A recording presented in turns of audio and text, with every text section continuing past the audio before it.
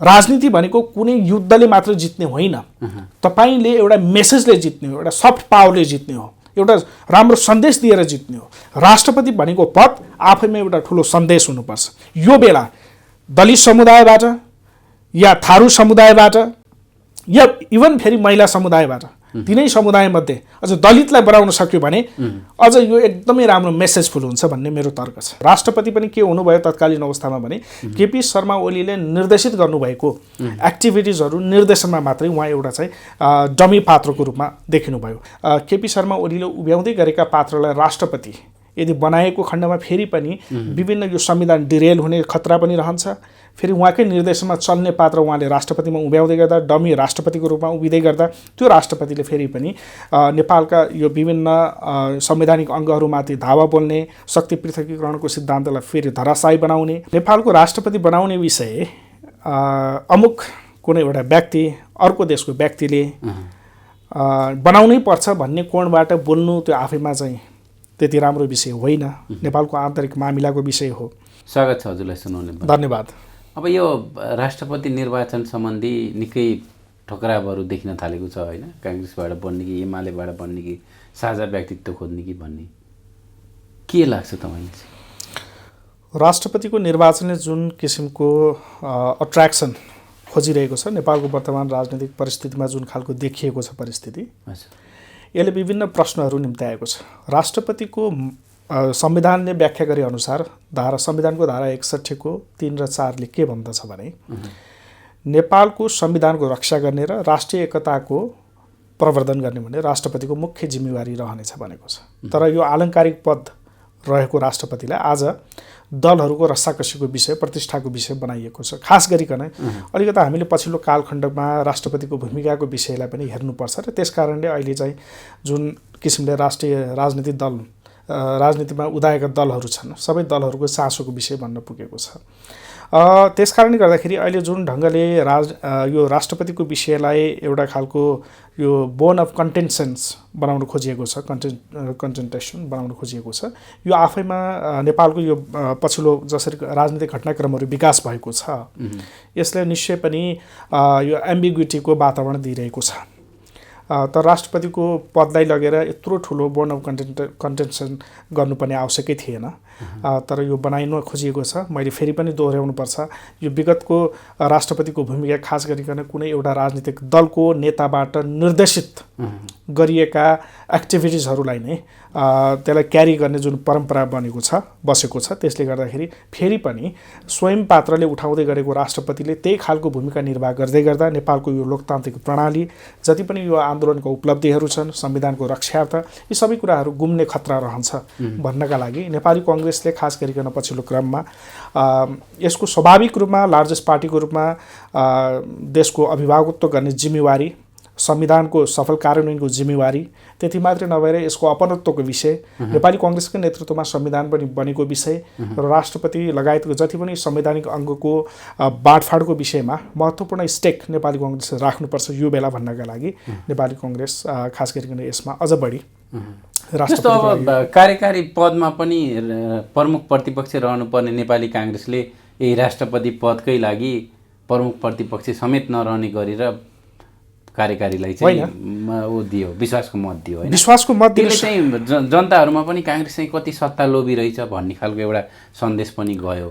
त्यसलाई चाहिँ के भन्नुहुन्छ? प्रश्न जानु स्वाभाविक हो। प्रश्न जसरी उजागर भएको छ, नेपाली कांग्रेस सत्ता लोलुप भयो कि भन्ने खालको त्यो आशंका देखिएको छ। पछिल्लो समय पनि हामी जसरी पनि राष्ट्रपति हाम्रो मान्छे बनाउँछौँ, यो सरकार ढाल्छौँ भनेर 1 महिना 2 महिना नहुँदै कांग्रेस चाहिँ त्यसरी लागेको भन्ने होइन। सरकार ढाल्ने विषय त्यो राष्ट्रपतिको निर्वाचनबाट कस्तो राजनीतिक मोड सिर्जना हुन्छ भन्ने विषयले निर्देशित गर्छ। मूल रूपमा चाहिँ नेपाली कांग्रेसको प्रधान उद्देश्य फेरि पनि के हो भने मैले के कुरामा जोड गर्नुपर्छ भने संविधानको रक्षार्थका लागि नेपाली कांग्रेसकै नेतृत्वमा संविधान बनेको र पछिल्लो कालखण्डमा खास गरिकन योभन्दा अघिल्लो सरकार अझ निर्वाचनभन्दा पूर्ववर्ती सरकार भनौँ न, जस्तो खास गरिकन 2/3 बहुमतको नजिक तत्कालीन अवस्थामा नेकपा जसरी उदाएको थियो, र उदाइसके पश्चात नेपालको राजनीतिमा अत्यन्तै महत्त्वपूर्ण घटनाक्रमहरू विकसित भए। ती घटनाक्रमहरूले भोलिको राजनीति कतातिर जाँदैछ, कस्तो राजनीति हामीले अभ्यास गर्न खोजिरहेका छौँ भन्ने दृष्टान्तहरू पनि सृजनात्मक रूपमा एउटा राजनीतिक सतहमा उभ्याएको विषय थियो।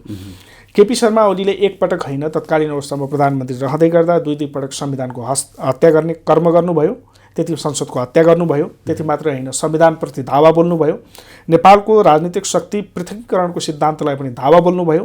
त्यति मात्र होइन, सर्वोच्च अदालत जो आफैमा स्वायत्त निकाय भनेर हामीले भन्ने गरेका छौँ, त्यो निकायलाई समेत उहाँले चाहिँ अनर्गल तपाईँको चाहिँ एउटा चाहिँ कन्फ्लिक्ट अफ इन्ट्रेस्टमा उहाँले ल्याउन खोज्नुभयो, ड्र्याग गर्न खोज्नुभयो। त्यसले गर्दाखेरि त्यो खालको राजनीतिक घटनाक्रमहरूले नयाँ ढङ्गको राजनीति एउटा सतहमा सिर्जना भयो। राष्ट्रपति पनि के हुनुभयो तत्कालीन अवस्थामा भने केपी शर्मा ओलीले निर्देशित गर्नुभएको एक्टिभिटिजहरू निर्देशनमा मात्रै उहाँ एउटा चाहिँ डमी पात्रको रूपमा देखिनुभयो। अझ तपाईँले उदाहरण दिउँ, 2074 सालको इलेक्सन सके लगत्तै तपाईँले हेर्नुहुन्छ भने तत्कालीन अवस्थामा राष्ट्रपति पनि कति हतार गर्नुभयो कि प्रधानमन्त्रीमा संसदको शपथै नखाइकन प्रधानमन्त्रीमा चाहिँ केपी शर्मा ओलीलाई नियुक्ति गरेको सन्दर्भ थियो। एउटा विधि हुन्छ, प्रक्रिया हुन्छ, विधि र प्रक्रियालाई समेत लत्याउने गरी, लोकतान्त्रिक उपलब्धिहरूलाई समेत लत्याउने गरी, संविधानको समेत रक्षार्थ उभिनुपर्ने, दृढ सङ्कल्पित भएर उभिनुपर्ने दलका नेताहरू समेत यसमा चाहिँ के भयो भने आफ्नो पर्सनल भेस्टेड इन्ट्रेस्ट, पार्टीको इन्ट्रेस्टमा नै कर्म गर्न लागि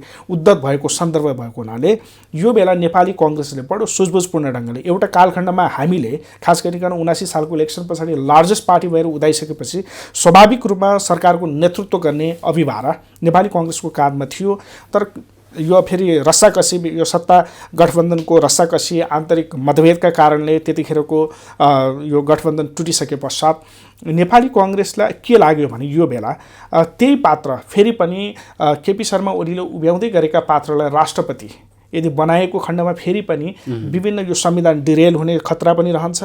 फेरि उहाँकै निर्देशनमा चल्ने पात्र उहाँले राष्ट्रपतिमा उभ्याउँदै गर्दा, डमी राष्ट्रपतिको रूपमा उभिँदै गर्दा त्यो राष्ट्रपतिले फेरि पनि नेपालका यो विभिन्न संवैधानिक अङ्गहरूमाथि धावा बोल्ने, शक्ति पृथकीकरणको सिद्धान्तलाई फेरि धराशायी बनाउने, होइन, संविधान जस्तो एउटा 7 दशक लामो सङ्घर्ष पश्चात प्राप्त भएको दस्तावेज जुन जनताको प्रतिनिधिहरूले जनप्रतिनिधि मार्फत आफ्नो भाग्य र भविष्य आफै लेख्न पाउने अधिकार हामीले प्राप्त गरेको सन्दर्भ र उपलब्धिहरू, तमाम उपलब्धिहरूलाई फेरि खतरातर्फ अगाडि बढाउने सन्दर्भ सिर्जना हुन्छ। यसका लागि अभिभावकीय भूमिका नेपाली कङ्ग्रेसको नेतृत्वमा रहनुपर्छ राष्ट्रपतिको भन्ने विषय हो। अब राष्ट्रपति काङ्ग्रेसबाट को उठाउने सम्भावना छ? होइन, राष्ट्रपति मेरो अब यस्तो छ, विभिन्न अड्कलबाजीहरू आइरहेका छन्।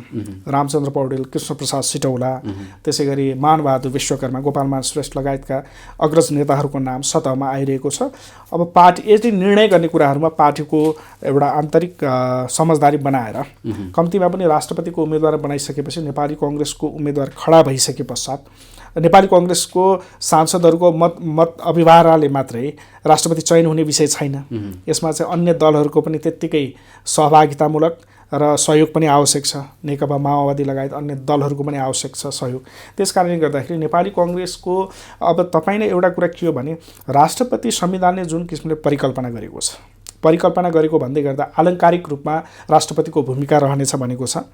तर अलिकता दृष्टान्तहरू पनि हेर्नुपर्छ। राष्ट्रपति हेड अफ द स्टेट, हरेक कुराहरूको कस्तो खालको मेसेज प्रतिबिम्बित हुनुपर्छ राष्ट्रपतिको पदबाट भन्ने कुराहरू चाहिँ महत्त्वपूर्ण ढङ्गले हामीले बुझ्नुपर्दछ भन्ने मलाई लाग्छ। जस्तो 4जनाको नाम चाहिँ भारतीय प्रोफेसर नेपालको विषयमा जो इन्ट्रेस्ट पनि राख्छन्, तिनले धेरै कुराहरू बोल्छन् पनि। 4जनाको नाम चाहिँ अनुराधा कोइराला लगायतका मान्छेहरूको नाम चाहिँ सिफारिस गर्यो। त्यसलाई चाहिँ अब नेपालको राष्ट्रपति बनाउने विषय अमुक कुनै एउटा व्यक्ति, अर्को देशको व्यक्तिले बनाउनै पर्छ भन्ने कोणबाट बोल्नु त्यो आफैमा चाहिँ त्यति राम्रो विषय होइन। नेपालको आन्तरिक मामिलाको विषय हो। तपाईँले इङ्गित गर्नु खोज्नुभएको भारतका एउटा भेटरान प्रोफेसर एसडी मुनिले 4जना नेपालीहरूको नाम लाग्नुभएको छ। प्रोफेसर लोकराज बराल, त्यसै गरी अनुराधा कोइराला, देवेन्द्रराज पाण्डे र त्यसै गरी तपाईँको चाहिँ एकजना अर्को दमननाथ ढुङ्गाना, 4जनाको नाम लाग्नु भएको छ। त्यो उहाँको त्यो पर्सनल कुरा हो। नेपालको राष्ट्रपति के कस्तो खालको व्यक्तित्व चयन गर्ने, नेपालको राष्ट्रिय गरिमाको विषयलाई नेपालका राजनीतिक दलहरूले डिसाइड गर्ने हो। यो नेपालको आन्तरिक मामिला हो। त्यो उहाँको नेपाल भारतप्रतिको तर यो राष्ट्रपतिको निर्वाचनमा तपाईँ अन्तर्राष्ट्रिय सम्बन्धमा पनि विद्यावादी गर्दै हुनुहुन्छ होइन? यो नेपालको आन्तरिक यो मामिलामा यो राष्ट्रपतिको विषयमा चाहिँ देशी विदेशीहरूको यो बेला धेरै चलखेल भयो। अमेरिकादेखि चाइना यता भारतको त्रिदेशीय युसम्मको पनि धेरै यो भयो भन्ने कुराहरू छ। त्यसलाई के भन्नुहुन्छ? होइन, सबैभन्दा पहिला कुरा के हो भने नेपाल आफ्नो यो भौगोलिक अवस्थिति जुन खालको छ त्यस कारणले गर्दाखेरि नेपालमा विभिन्न शक्ति केन्द्र राष्ट्रहरूको एउटा खालको आफ्नो इम्पोर्टेन्स नेपाललाई राख्नु त्यो स्वाभाविक कुरा हो। र विभिन्न देशबाट अहिले पछिल्लो क्रममा खास गरिकन 79 सालको इलेक्सनदेखि यताको सरकार गठन पश्चातको समय हेर्नुहुन्छ भने निरन्तर रूपमा अमेरिका लगायत युकेको मिनिस्टर पनि भोलि आउँदै हुनुहुन्छ होइन? अमेरिका, चाइना, युके, भारतबाट पनि भर्खरै मात्र विदेश सचिव विनय मोहन कोत्राजी 2 दिने आफ्नो भ्रमण गरेर फर्किसक्नु भएको छ स्वदेशमा।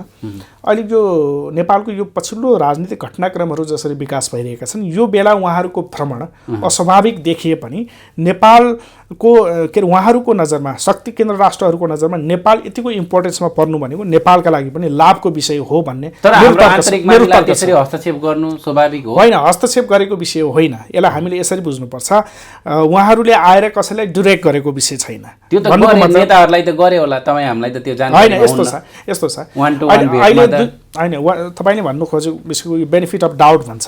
बेनिफिट अफ डाउट कस्तो भन्दाखेरि यो बेला राष्ट्रपतिको निर्वाचन पनि सन्निकट भइरहेको अवस्था, यो बेला शक्ति केन्द्र राष्ट्रहरूको प्रतिनिधि पात्रको रूपमा केही व्यक्तिहरूको भ्रमण अथवा केही ओधामा रहेका व्यक्तिहरूको भ्रमणले गर्दाखेरि यो कस्तो भन्दाखेरि एउटा खालको मेसेज ठ्याक्कै स्ट्राइक हुने खालको भयो। खासमा के हो भने पछिल्लो राजनीतिक घटनाक्रमहरू जसरी विकास भएको छ, नयाँ सरकार बनेको छ, नयाँ सरकारलाई बधाई दिने पनि एउटा चाहिँ पाटो भयो।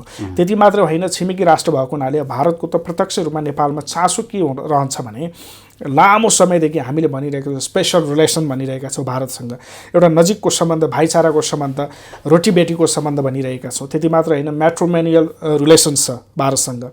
यी यावत विषयले गर्दाखेरि सामाजिक, सांस्कृतिक, आर्थिक सम्पूर्ण रूपमा नेपाल र भारतको त्यो सन्निकट सम्बन्धले गर्दाखेरि नेपालको राजनीतिक घटनाक्रमहरू जसरी विकास भइरहेको हुन्छ त्यो घटनाक्रम विकास भएको सन्दर्भमा भारतले आफ्नो चासोपूर्वक नेपालको आन्तरिक मामिलामा नभइकन द्विपक्षीय रूपमा कसरी राख्छ भन्ने विषयलाई केन्द्रबिन्दुमा राख्नुपर्छ यस्ता खालका बहसले।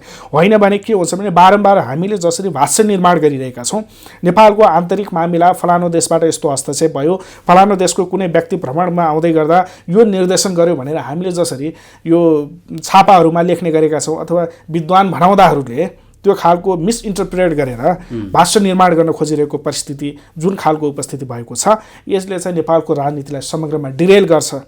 पिपलको अन्डरस्ट्यान्डिङ लेभलमा पनि यसले चाहिँ नकारात्मक असर पार्ने हुन्छ। त्यसैले त्यतातर्फ हामीले बहसलाई केन्द्रित गर्नुहुन्न भन्ने मलाई लाग्छ। द्विपक्षीय सम्बन्धका विषय, आपसी सद्भावको विषय, समझदारीको विषय र अझ पछिल्लो क्रममा त अझ तपाईँको के विश्व यो युक्रेन र रसियाको झगडा जसरी सृजनात्मक रूपमा एउटा देखिएको छ, सतहमा दुईटा देशको बिचमा युद्ध जसरी देखिएको छ, यसको प्रभाव फेरि पनि के हो भने कमजोर मुलुकहरू, खास गरेर आर्थिक रूपमा कमजोर मुलुकहरू जो अरू देशमा बढी डिपेन्ड छन्, अझ नेपाल जस्तो भौगोलिक अवस्थितिमा रहेको देश, ल्यान्डलक कन्ट्री भनेर भन्छु, जो चाहिँ भारतमा आज पनि व्यापार हेर्नुहुन्छ भने 14:1 को रेसियोमा निर्भर रहेको छ हैन। यस्तो देशका अझ बढी असर पर्ने कुरा स्वाभाविक रहन्छ। यस्तो बेला यस्तो इकोनोमिक रिसेसन हुनबाट कसरी द्विपक्षीय रूपमा सहकार्य र समझदारी गर्न सकिन्छ हैन। त्यसैगरी तपाईको डिस्टेन्ट नेबरको रूपमा अमेरिका हेर्नुस्, हामीसँग लामो दौत्य सम्बन्ध हैन। तपाईको युके पछाडि दोस्रो हामीले दौत्य सम्बन्ध 1947 मा अमेरिकासँग इस्टाब्लिस गरेका हौं भनेपछि भारत तेस्रो राष्ट्र हो हामीले दौत्य सम्बन्ध स्थापित गरेको।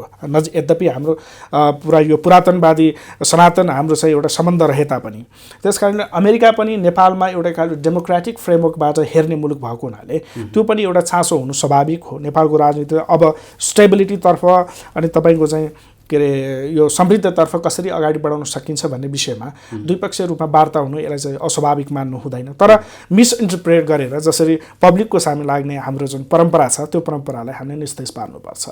अब तपाईको प्रश्नमा म अलिकता आइहालेँ, मैले राष्ट्रपतिको विषयमा अलि फोकस गरिराख्नु भएको छ। यसलाई हामीले अलिकता अन्तर्राष्ट्रिय दृष्टान्तहरू पनि हेर्नुपर्छ। राष्ट्रपति आफैमा एउटा मेसेज हुनुपर्छ भन्ने मलाई लाग्छ। संविधानले परिकल्पना गरेको नि त्यही हो, त्यसैले आलङ्कारिक भन्यो। आलङ्कारिक भनेको हो। आलङ्कारिक भन्ने बित्तिकै हामीले के बुझ्नुपर्छ भने त्यो अभिभावकत्व भूमिका हुन्छ, जसले चाहिँ डिस्प्यारिटी गर्दैन, कसैसँग पनि तपाईँको के हुन्छ भने के अरे म्यानुपुलेसन गरेर उसले चाहिँ बिहेभ गर्दैन। त्यस कारणले आलङ्कारिक भनेर संविधानले पनि व्याख्या गरेको अवस्था छ। त्यसैले राष्ट्रपति आफैमा मेसेज हुनुपर्छ। जस्तो उदाहरणको लागि विभिन्न देशहरूमा हामीले मेसेज हेरिरहेका छौँ। राष्ट्रपतिले के गर्नुपर्छ भने कुनै पनि क्याम्पेनको मेसेज गर्नुपर्छ। मैले यो भन्ने गरेको छु, राष्ट्रपतिले जस्तो नेपाल जस्तो देशका लागि त राष्ट्रपति भनेको आफैमा एउटा सौम्य शक्ति, सफ्ट पावर। यो एच स्टेफन के अरे तपाईँको जोसेफ नाई भन्ने अमेरिकन पोलिटिकल साइन्टिस्ट छन्, उनीहरूले भनेका छन् politics in an information age is not just whose military wins but whose story win भनेका छन्, बट हुज स्टोरी विन्स भनेका छन्। आजको दिनमा यो इन्फर्मेसन एन्ड टेक्नोलोजीको जमानामा राजनीति भनेको कुनै युद्धले मात्र जित्ने होइन, तपाईँले एउटा मेसेजले जित्ने हो, एउटा सफ्ट पावरले जित्ने हो, एउटा राम्रो सन्देश दिएर जित्ने हो। राष्ट्रपति भनेको पद आफैमा एउटा ठुलो सन्देश हुनुपर्छ। हाम्रो जस्तो मुलुक अहिले अर्थतन्त्र पनि धराशायी भइरहेको अवस्था छ, एउटा तपाईँको फ्लुइड अवस्थामा रहेको अर्थतन्त्र छ। अनि तपाईँको चाहिँ आफ्नो विकासको दृष्टिकोणले पनि नेपाल सँगसँगै डेभलपिङ स्टेटहरू अहिले कहाँ पुगिसकेका छन् सूचकमा हेर्ने हो भने। अनि तपाईँको चाहिँ विभिन्न खालको जस्तो नेपाल आफैमा पनि अर्थक्वेक प्रोन अवस्था छ होइन। हामीले चाहिँ विभिन्न देशहरूबाट कस्तो खालको डोनेसनहरू ल्याउने अथवा नेपाललाई कस्तो खालको सहायता ल्याउन सकिन्छ भने राष्ट्रपतिको एउटा क्याम्पेनिङ गर्नुपर्ने अवस्था हुन्छ। जस्तो बङ्गलादेशको अहिलेकै राष्ट्रपतिको क्याम्पेन हेर्नुहुन्छ भने उहाँले चाहिँ के अरे इन्भाइरोमेन्ट सेभ र तपाईँको चाहिँ त्यहाँको चाहिँ बालबालिकाको फुड सेक्युरिटीको लागि उहाँले चाहिँ नेतृत्वदायी भूमिका लग्नु भएको छ र विद्यार्थीहरूलाई अगाडि सारेर यी मुद्दाहरू चाहिँ देशव्यापी रूपमा आम रूपमा चाहिँ उहाँले चाहिँ त्यसको लिड गरिराख्नु भएको छ प्याट्रनको रूपमा। अनि त्यसैले चाहिँ राष्ट्रपति आफैमा एउटा मेसेज हुनुपर्छ। मेसेज पनि फेरि के हुन्छ भने विक्रम सन् 2008 पछाडिको यताको राजनीतिक कालखण्ड जसरी विकास भएको छ, समावेशी चरित्रको राजनीति भारतमा हेर्नुहोस् त 1947 देखि अहिलेसम्म भारतमा 15वटा राष्ट्रपति भएका छन्। विभिन्न समुदायबाट, विभिन्न ठाउँबाट, विभिन्न स्थानबाट चाहिँ त्यो आलङ्कारिक रूपमा त्यो पदमा प्रतीकात्मक रूपमा अझ त्यो एउटा मेसेज जाने गरी भारतको त्यो राजनीतिक अभ्यास भएको देखिन्छ। अहिले भर्खरै मात्र हेर्नुहोस् त महिला पनि हुनुहुन्छ, एउटा सन्थाल समुदायको द्रौपदी मुर्मुलाई राष्ट्रपति बनाएको अवस्था छ।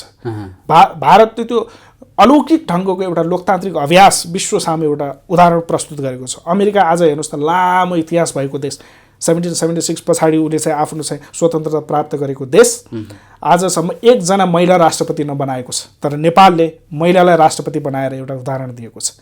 भारतले पनि त्यही खालको एउटा सुन्दर लोकतन्त्रको एउटा पहिचान बनाएको छ, प्रजातान्त्रिक अभ्यासलाई त्यसरी अभ्यस्त गराएको छ।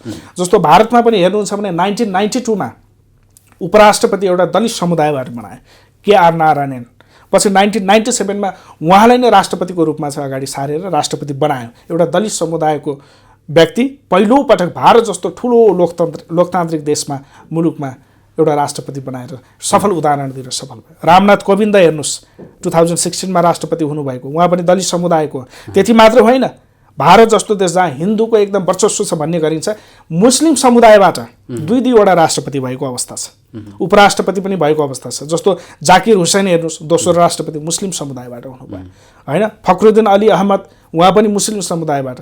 अझ तपाईँको सिख समुदाय हेर्नुहोस् 2.84 जनसङ्ख्या भएको भारतमा सिख समुदायकोबाट पनि त्यहाँ राष्ट्रपति बनाएको छ। अब जस्तो जैल सिंह हेर्नुहोस्, ज्ञानी जैल सिंह सिख समुदायबाट हो होइन। सिख समुदायबाट प्रधानमन्त्री मनमोहन सिंह हुनुभएको छ। अझ तपाईँले विज्ञको कुरा निकाल्नुभयो, जस्तो साइन्टिस्ट हेर्नुहोस् अब्दुल कलाम पनि त्यहाँको चाहिँ एउटा साइन्टिस्टलाई राष्ट्रपति, इन्डिपेन्डेन्ट व्यक्तिहरूलाई राष्ट्रपति बनाएको छ।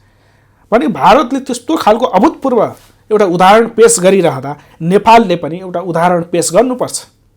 अनि मात्र हाम्रो लोकतन्त्र फ्लरिस हुन्छ, अनि मात्र हामीले परिकल्पना गरेको राज्य व्यवस्थाले इन्टेन्सिफाइड ढङ्गले एउटा सस्टेनेबिलिटी त्यो दिशातर्फ अगाडि बढ्छ भन्ने मेरो मान्यता हो। त्यसकारणले यो बेला राष्ट्रपति बनाउँदै गर्दा हामीले हेरौँ गणतन्त्र स्थापना भइसके पश्चात निश्चय पनि नेपालले अभूतपूर्व ढङ्गको एउटा समावेशी चरित्रको राजनीतिलाई अभ्यासमा ल्याएको छ। हामीले हेरौँ त एकपटक नेपालमा कस्तो थियो 2016 को ताका वरिपरि हेर्नुहोस् त 5वटा प्रमुख संवैधानिक पदमा 3वटा प्रमुख पदमा महिलाहरू विराजमान भएको उदाहरण हामीले विश्व सामु प्रस्तुत गरेका छौँ। योभन्दा ठुलो, योभन्दा सुन्दर लोकतान्त्रिक अभ्यास कुनै पनि देशले मलाई लाग्छ त्यस्तो खालको प्रस्तुत गर्ने छैन। गणतन्त्र स्थापना पश्चात हामीले प्रथम राष्ट्रपति मधेसी समुदायबाट पायौँ, त्यसै गरी उपराष्ट्रपति पनि मधेसी समुदायबाट पायौँ। दोस्रो राष्ट्रपतिको रूपमा हामीले चाहिँ महिलाबाट पायौँ, विद्यादेवी भण्डारीलाई। त्यसै गरी उपराष्ट्रपतिको रूपमा जनजातिबाट पायो। हेर्नुहोस् त कस्तो राम्रो लोकतान्त्रिक अभ्यास हामीले समावेशी राजनीतिको चरित्रलाई हामीले प्रस्फुटन गरिरहेका छौँ। अब यो बेला दलित समुदायबाट या थारू समुदायबाट या इभन फेरि महिला समुदायबाट तिनै समुदायमध्ये अझ दलितलाई बनाउन सक्यो भने अझ यो एकदमै राम्रो मेसेजफुल हुन्छ भन्ने मेरो तर्क छ।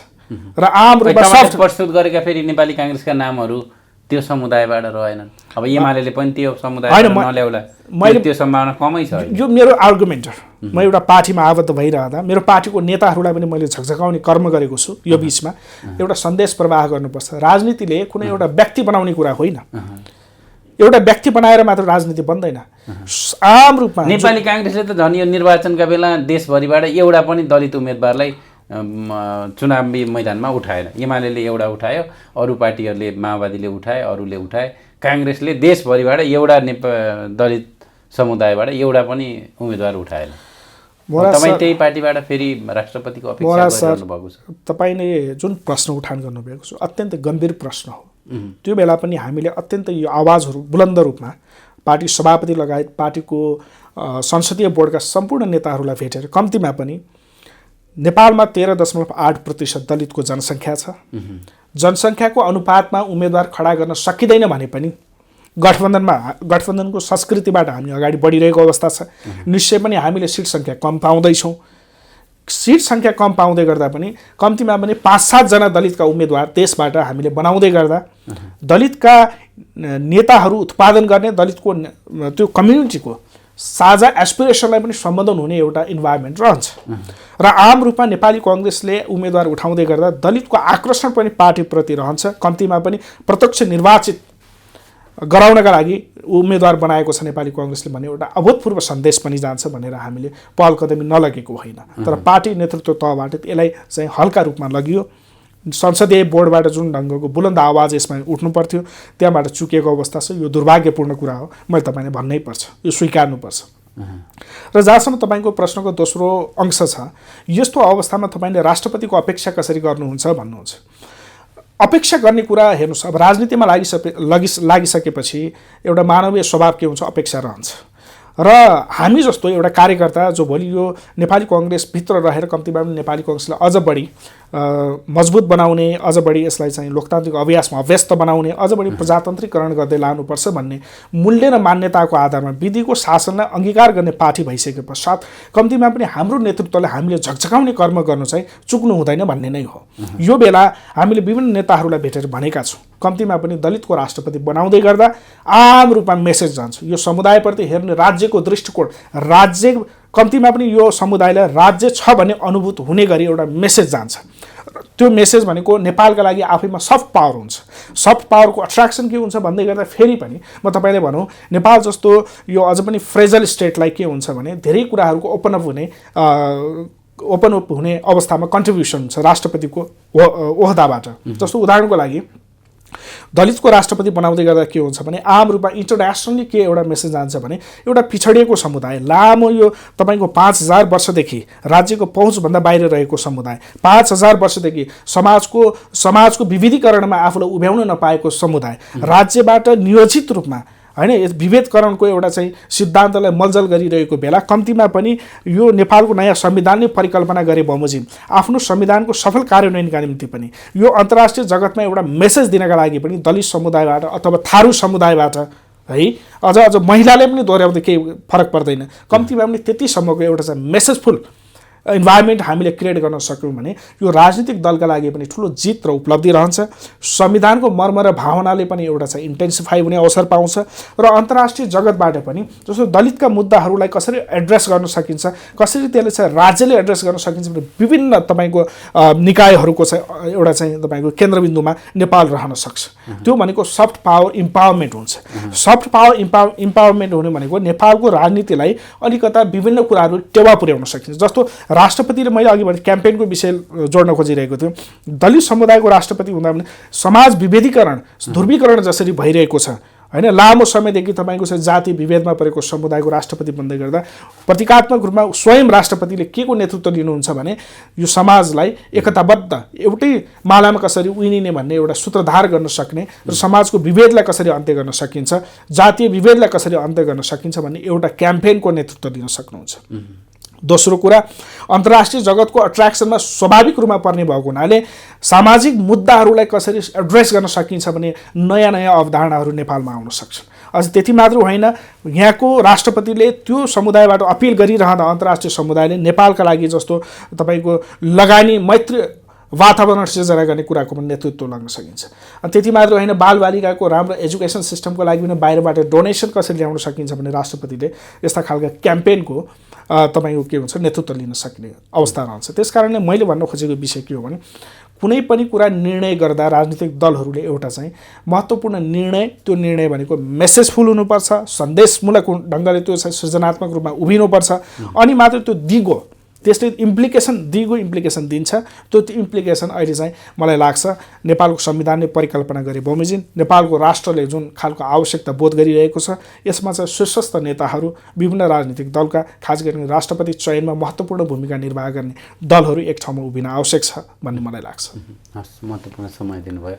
अन्त्यमा अब यो राष्ट्रपतिको विषयमा केही त्यस्ता छुटेको कुराहरू छन् भने? धेरै धेरै धन्यवाद छ यहाँलाई। यो मैले खास गरिकन यो राष्ट्रपतिको विषयमा मलाई लाग्छ मैले छुनुपर्ने कुराहरू, भन्नुपर्ने कुराहरू, धेरै कुराहरू कोट्याउने कोसिस गरेको छु भन्ने लाग्छ।